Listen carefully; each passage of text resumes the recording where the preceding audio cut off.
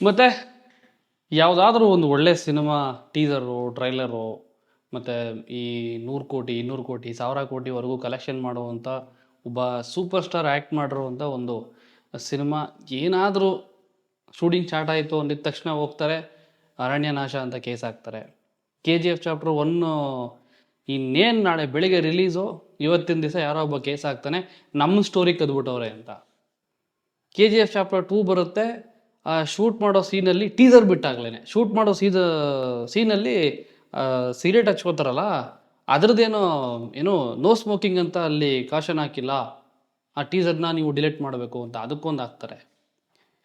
ಒಟ್ಟಿನಲ್ಲಿ ಅದೇನೋ ಹೇಳ್ತಾರೆ, ಈ ಹೋಗಿ ಬಂದು ಮೂಗಿನ ಕೆಣಕಿದ್ರಂತೆ ಅಂತ.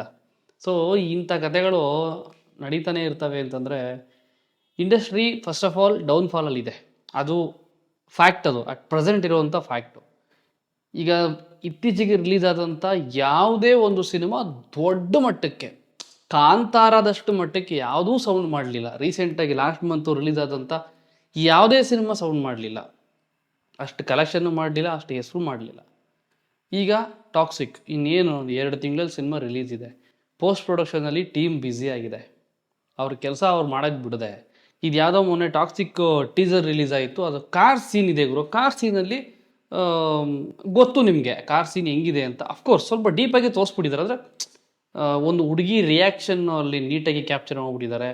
ಆಮೇಲೆ ಸ್ವಲ್ಪ ಅರೆಬರೆ ದೃಶ್ಯಗಳನ್ನು ತೋರಿಸಿದ್ದಾರೆ. ಬಟ್ ಅಲ್ಲಿ ಏನು ನಿಮಗೆ ಈಗ ಹಳೆ ಸಿನಿಮಾದಲ್ಲಿ ರೇಪ್ ಸೀನ್ಗಳಿರುತ್ತಿತ್ತಲ್ಲ, ಅದಕ್ಕಿಂತ ಅಡ್ವಾನ್ಸ್ ಆಗಿ ಏನೂ ಇಲ್ಲ. ಸೀನ್ ಕ್ವಾಲಿಟಿ ಇದೆ ಅಷ್ಟೇ. ಮೇ ಬಿ ಆ ಕ್ವಾಲಿಟಿಲಿ ತುಂಬ ಚೆನ್ನಾಗಿ ಕಾಣಿಸ್ಬಿಡ್ತೇವೆ ನಾವು ಸೀನ್ ಕೆಲವ್ರಿಗೆ.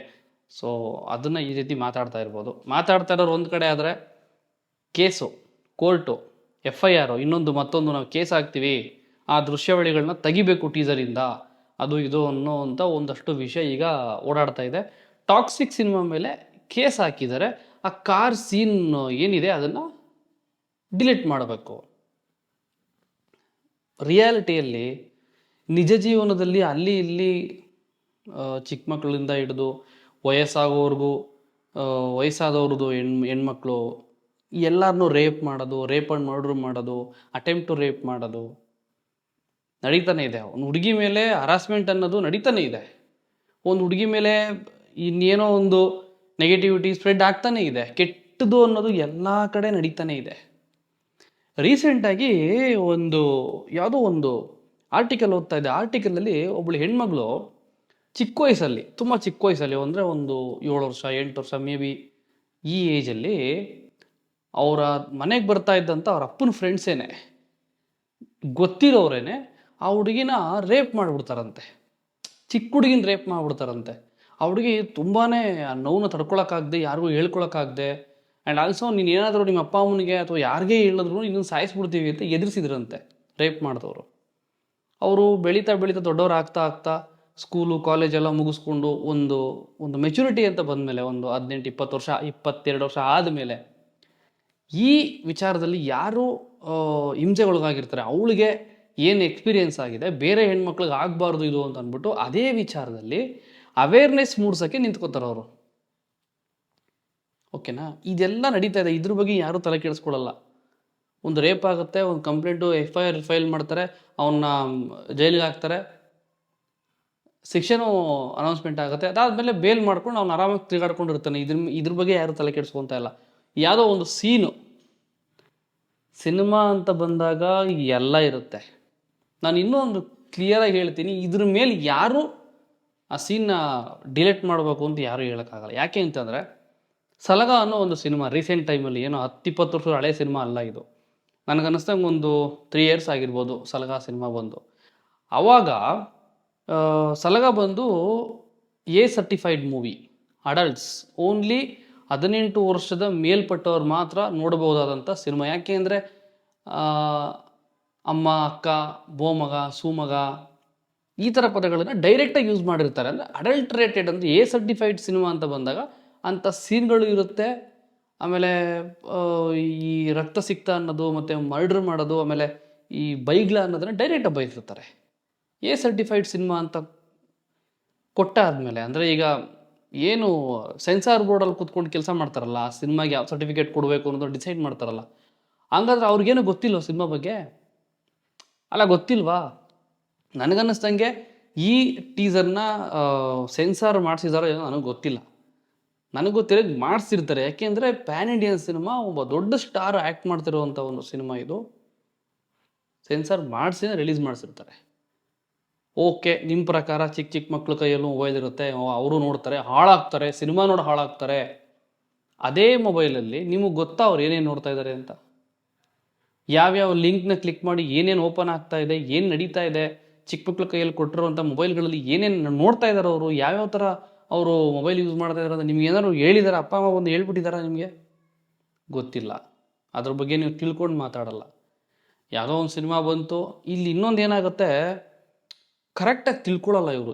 ಇಲ್ಲಿಂದ ಇಲ್ಲಿವರೆಗೂ ಏನಿದೆ, ಆ್ಯಕ್ಚುಯಲ್ ಪಿಕ್ಚರ್ ಏನು ತಿಳ್ಕೊಳ್ಳಲ್ಲ ಇವರು.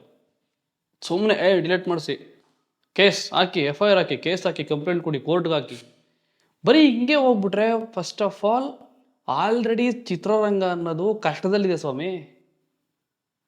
ಅದನ್ನು ಕೈ ಹಿಡಿದು ಮೇಲಕ್ಕೆ ಎತ್ತೋ ಅಂಥ ಕೆಲಸ ಯಾರಾದರೂ ಇದ್ದರೆ ಮಾಡ್ರಿ. ಯಾರೋ ಒಬ್ಬ ಬಂದ್ಬಿಟ್ಟು ಒಂದು ಕೈ ಹಿಡಿದು ಮೇಲಕ್ಕೆ ಎತ್ಬಿಡ್ತೀನಿ ಅಂದರೆ ಆಗಲ್ಲ. ಅದು ಅಷ್ಟು ಸಣ್ಣ ಪುಟ್ಟ ಕೆಲಸನೂ ಅಲ್ಲ. ಒಂದು ಚಿತ್ರರಂಗ ಮೇಲಕ್ಕೆ ಬರಬೇಕು ಅಂತಂದರೆ ಕೋಟಿ ನೂರಾರು ಕೋಟಿ ಹಾಕಿ ಒಂದು ಶೂಟಿಂಗ್ ಅಂತ ಮಾಡಿ, ಅದಕ್ಕೊಂದಷ್ಟು ಸಾವಿರಾರು ಜನ ಕೆಲಸ ಮಾಡಿ ಒಂದು ಟೀಸರು ಟ್ರೈಲರು ಅಂತ ರಿಲೀಸ್ ಮಾಡಿರ್ತಾರೆ. ಅದರಲ್ಲೂ ಹಾಲಿವುಡ್ ಕ್ವಾಲಿಟಿನ ಮ್ಯಾಚ್ ಮಾಡುವಂಥ ಕ್ವಾಲಿಟಿ ಮೊನ್ನೆ ಬಂದಂಥ ಟೀಸರ್. ಇದುವರೆಗೂ ನಮ್ಮ ಕನ್ನಡ ಚಿತ್ರರಂಗದಲ್ಲಿ ಅಷ್ಟು ಕ್ವಾಲಿಟಿ ನಾನು ನೋಡೇ ಇಲ್ಲ. ನನಗೆ ಶಾಕು, ಏನಪ್ಪ ಈ ಥರ ಮಾಡೋರು ಇವರು ಅಂತ ಸಿನಿಮಾದ ಒಂದಷ್ಟು ಸೀನ್ ಡಿಲೀಟ್ ಮಾಡಿಬಿಡಿ. ಓಕೆ, ಆ ಸೀನ್ ಡಿಲೀಟ್ ಮಾಡಿಸ್ತೀರಾ ಟೀಸರಿಂದ. ಆ ಸೀನ್ ಡಿಲೀಟ್ ಮಾಡಿಸ್ಬಿಟ್ರೆ ನಿಮಗೆ ಚಿಕ್ಕ ಮಕ್ಳು ಹಾಳಾಗಲ್ವಾ? ರೇಪ್ ನಡೆಯಲ್ವಾ? ಅಟೆಂಪ್ಟ್ ಟು ರೇಪ್ ಆಗಲ್ವಾ? Attempt to rape and murder ಆಗಲ್ವಾ? ರೇಪ್ ಕೇಸ್ ಇನ್ನು ಎಲ್ಲೂ ರಿಜಿಸ್ಟ್ರೇ ಆಗಲ್ವಾ? ಮಕ್ಕಳು ಕೆಡೋದೇ ಇಲ್ವಾ? ಹಾಳಾಗೋದೇ ಇಲ್ವಾ? ಅದಕ್ಕೇನಾದ್ರು ಗ್ಯಾರಂಟಿ ಕೊಡಿ ನೋಡೋಣ. ಇದ್ರ ಬಗ್ಗೆ ನಾನೇ ಮತ್ತೆ ವಿಡಿಯೋ ಮಾಡಿ ಮಾತಾಡ್ತೀನಿ. ಹ್ಞೂನಪ್ಪ ಇವ್ರು ಹೇಳ್ತಿರೋದು ಕರೆಕ್ಟ್ ಅಂತ. ಕೇಸ್ ಅಂತ ಹಾಕೋದು, ಇನ್ನೊಂದು ಮತ್ತೊಂದು ಅಂತ ಹಾಕೋದು. ನನಗನ್ನಿಸ್ದಂಗೆ ಟಾಕ್ಸಿಕ್ ಆ ಸೀನ್ ನೋಡ್ಬಿಟ್ಟು ನಾನು ಹೇಳ್ತಾ ಇದ್ದೀನಿ, ಈಗ ಹೇಳ್ತಾ ಇದ್ದೀನಿ, ಕೇಳಿಸ್ಕೊಳ್ರಿ. ಈ toxic cinema A certified cinema ಆಗಿರಬಹುದು. ಗೀತು ಮೋಹನ್ ದಾಸ್ ಅವರು ಮೊನ್ನೆ ಯಾವುದೋ ಒಂದು ಲೈವಲ್ಲಿ ಹೇಳ್ತಾ ಇದ್ರು, ಇನ್ಸ್ಟಾಗ್ರಾಮ್ ಲೈವಲ್ಲಿ, ಏನು ಸ್ಟೋರಿ ಲೈನ್ ಹೇಳಿ, ಯಾವ ಥರದ್ದು ನೀವು ಪ್ಲ್ಯಾನ್ ಮಾಡ್ತಾ ಇದ್ದೀರಾ ಅಂತಂದಾಗ, it's a purely gangster cinema with lady bless something ಏನೋ ಹೇಳ್ತಿದ್ರು, ಲೇಡಿ ಗೇಜ್ ಸಮಥಿಂಗ್ ಆ ಥರ ಏನೋ ಹೇಳ್ತಿದ್ದಾರೆ. ಆ ಥರ ಡಿಫ್ರೆಂಟ್ ಸ್ಟೋರಿನ ಇಟ್ಕೊಂಡು ಬರ್ತಾ ಇರೋವಂಥ ಒಂದು ಸಿನಿಮಾ. ಅದರಲ್ಲಿ ರಾಕಿಂಗ್ ಸ್ಟಾರ್ ಯಶ್ ಅವರು ಕೂಡ ಬರೆದಿದ್ದಾರೆ ಸ್ಟೋರಿನ, ಗೀತು ಮೋಹನ್ ದಾಸ್ ಅವ್ರ ಜೊತೆ ಸೇರಿಕೊಂಡು. ವೆಲ್ ಎಕ್ಸಿಕ್ಯೂಟೆಡ್ ಸಿನಿಮಾ ಆದರೂ ಆಗ್ಬೋದಲ್ಲ. ನಮ್ಮ ಇಡೀ ಇಂಡಸ್ಟ್ರಿಗೆ ದೊಡ್ಡ ಮಟ್ಟಿಗೆ ಹೆಸರು ಬರ್ಬೋದು ಅದರಿಂದ. UA ಸರ್ಟಿಫಿಕೇಟ್ ಕೊಟ್ಟರೆ ಮೇ ಬಿ ಏನೋ ರಾಂಗ್ ಅಂದ್ಕೊಳ್ಳೋಣ, ಅದೊಂದು ಕಡೆ ಇರಲಿ, ಪರವಾಗಿಲ್ಲ. A ಸರ್ಟಿಫೈಡ್ ಆದರೆ ಇಂಥ ಸೀನ್ಗಳಿದ್ದರೆ ತೆಗಿಬೇಡಿ, ಸಿನಿಮಾ ಹಾಕ್ಬೇಡಿ, ಇನ್ನೊಂದು ಮತ್ತೊಂದೊಂದು ಹೇಳಂಗೆ ಇಲ್ಲ. A ಸರ್ಟಿಫೈಡ್ ನನಗೆ ಹೆಂಗೆ ಕ್ಲಿಯರಾಗಿ ಹೇಳಬೇಕು ಅಂತ ನನಗೆ ಅರ್ಥ ಆಗ್ತಿಲ್ಲ. ಅರ್ಥ ಮಾಡ್ಕೊಳ್ಳೋರು ಏನು ಬೇಕಾದ್ರೂ ಮಾಡ್ಕೋತಾರೆ. ಈ ಸಿನಿಮಾ ನನಗನ್ನಿಸ್ದಂಗೆ A ಸರ್ಟಿಫೈಡ್ ಆಗುತ್ತೆ. A ಸರ್ಟಿಫೈಡ್ ಆದರೆ ಆ ಸಿನಿಮಾದಲ್ಲಿ ಆ ರೀತಿ ಸೀನ್ಸ್ ಇಡಬಹುದು, ಕೆಟ್ಟ ಪದಗಳ ಬಳಕೆ ಮಾಡಬಹುದು, ಎಲ್ಲನೂ ಇರಬಹುದು. A ಸರ್ಟಿಫೈಡ್ ಅಂತ ಮಾಡೋರು ಅಂದರೆ ಸೆನ್ಸಾರ್ ಬೋರ್ಡಲ್ಲಿ ಕೂತ್ಕೊಂಡು ಸಿನಿಮಾನ ಸೆನ್ಸಾರ್ ಮಾಡೋರು ಮಾಡೋಕ್ಕೆ ಕೆಲಸ ಇಲ್ಲೇ ಕುಂತಿರಲ್ಲ. IAS ಮಾಡಿಬಿಟ್ಟು 3 ರಿಂದ 4-5 ಜನ IAS ಆಫೀಸರ್ಸು ಒಂದು ಸಿನಿಮಾನ ಸೆನ್ಸಾರ್ ಮಾಡ್ತಾರೆ. ಎಲ್ಲೆಲ್ಲಿ ಕಟ್ ಮಾಡಬೇಕು, ಏನೋ ಯಾವ ಥರ UA ಕೊಡಬೇಕು ಅಂತಂದರೆ ಇದನ್ನು ಕಟ್ ಮಾಡು, ಇಲ್ಲಾಂದ್ರೆ ನಿನ್ನ ಸಿನಿಮಾಗೆ A ಸರ್ಟಿಫೈಡ್ ಮಾಡ್ತೀವಿ, ಹಿಂಗೆಲ್ಲ ನಡೆಯುತ್ತೆ ಮಾತುಕತೆ ಅಲ್ಲಿ. ನನಗನ್ನಿಸ್ದಂಗೆ ಈ ಸಿನಿಮಾ A ಸರ್ಟಿಫೈಡೇ ಆಗಿರಲಿ. ಅಲ್ಲಿ ನೀಟಾಗಿ ಹೇಳ್ಬಿಟ್ಟಿದ್ದಾರೆ, fairy tale of grown ups ಅಂತ, ಬೆಳೆದು ದೊಡ್ಡವರಾಗಿರೋರಿಗೆ ಈ ಸಿನಿಮಾ ಅಂತ. ಅಲ್ಲೇ ಗೊತ್ತಾಗ್ತಾ ಇದ್ದಿದ್ದು A ಸರ್ಟಿಫೈಡ್ ಅಂತ. ಇನ್ನೇನು ಕಟ್ ಮಾಡಬೇಕು ಟೀಸರಲ್ಲಿ ನನಗೆ ಅರ್ಥ ಆಗ್ತಾ ಇಲ್ಲ. ಒಂದು ಸಿನಿಮಾ ಬಂದಾಗ ಕಾಲೆಳೆಯೋದನ್ನು ಬಿಟ್ಟು ದಯವಿಟ್ಟು ಆದಷ್ಟು ಸಪೋರ್ಟ್ ಮಾಡಿ, ಚಿತ್ರರಂಗನ ಮೇಲೆತ್ತೋಣ. ಚಿತ್ರರಂಗ ಇವತ್ತು ಬಿದ್ದೋಗಿದೆ ಕೆಳಗಡೆ. ಸಿನಿಮಾ ಬಂದರೆ ಒಂದು ವಾರನೂ ಕಷ್ಟ ಥಿಯೇಟ್ರಲ್ಲಿರೋದು. ಕಲೆಕ್ಷನ್ ಮಾಡ್ತಾ ಇಲ್ಲ ಯಾವ ಸಿನಿಮಾಗಳನ್ನು. ಜನ ಥಿಯೇಟ್ರಿಗೆ ಬರ್ತಾ ಇಲ್ಲ. ಅದಕ್ಕೆ ಸಾಕಷ್ಟು ಕಾರಣಗಳಿದೆ. ಜನ ಯಾಕೆ ಥಿಯೇಟ್ರಿಗೆ ಬರ್ತಾಯಿಲ್ಲ ಅನ್ನೋದಕ್ಕೆ ನೂರಾರು ಕಾರಣ ಇದೆ. ಒಂದು ಒಳ್ಳೆ ಕತೆ ಸಿಗ್ತಾ ಇಲ್ಲ, ಒಂದು ಒಳ್ಳೆ ಅಂದರೆ ನಮ್ಮ ದೊಡ್ಡ ದೊಡ್ಡ ಹೀರೋಗಳು 4 ವರ್ಷಕ್ಕೊಂದು 5 ವರ್ಷಕ್ಕೊಂದು ಸಿನಿಮಾ ಮಾಡಿದ್ರೆ ಥಿಯೇಟ್ರಿಗೆ ಯಾರೂ ಬರಲ್ಲ. ಈ ಥರದೊಂದು ಸಮಸ್ಯೆ ಇದೆ. ಆಮೇಲೆ ಥಿಯೇಟ್ರ್ ಫೀಲಿಂಗ್ ಮಾಡಿಸ್ತಾರೆ. ಫೇಕ್ ಆಡಿಯನ್ಸ್ನ ಕರ್ಕೊಂಬಂದ್ಬಿಟ್ಟು ಒಂದು OT ಪ್ಯಾಕೆಟು, ಒಂದು ಬಿರಿಯಾನಿ ಪ್ಯಾಕೆಟ್ ಕೊಟ್ಬಿಟ್ಟು ಕೂರಿಸ್ತಾರೆ ಸಿನಿಮಾ ನೋಡಿ ಅಂತ. ಹಿಂಗೆ ಮಾಡಿದ್ರೆ ಇನ್ನೂ ಇನ್ನೂ ಇನ್ನೂ ಬೇಜಾನ್ ವಿಷಯಗಳಿದೆ ಇಂಡಸ್ಟ್ರಿ ಹಾಳಾಗೋದಕ್ಕೆ. ಅದ್ರ ಮಧ್ಯೆ ಇಂಥ ಅದ್ಭುತ ಸಿನಿಮಾಗಳು ಬಂದಾಗ ಅರ್ಥ ಮಾಡ್ಕೊಳ್ಳಿ, ಡಿಲೇಟ್ ಮಾಡಿ ಆ ಸೀನ್ ತೆಗೀರಿ ಈ ಸೀನ್ ತೆಗೀರಿ ಅಂತಂದರೆ ಎಫರ್ಟ್ ಹಾಕಿ ವರ್ಷಾನುಗಟ್ಟಲೆ ಕಷ್ಟಪಟ್ಟು ಶೂಟಿಂಗ್ ಮಾಡಿದ್ರು ಕತೆ ಎಲ್ಲಿ ಹೋಗ್ಬೇಕು, ಏನಾಗಬೇಕು ಹಂಗಾದ್ರೆ?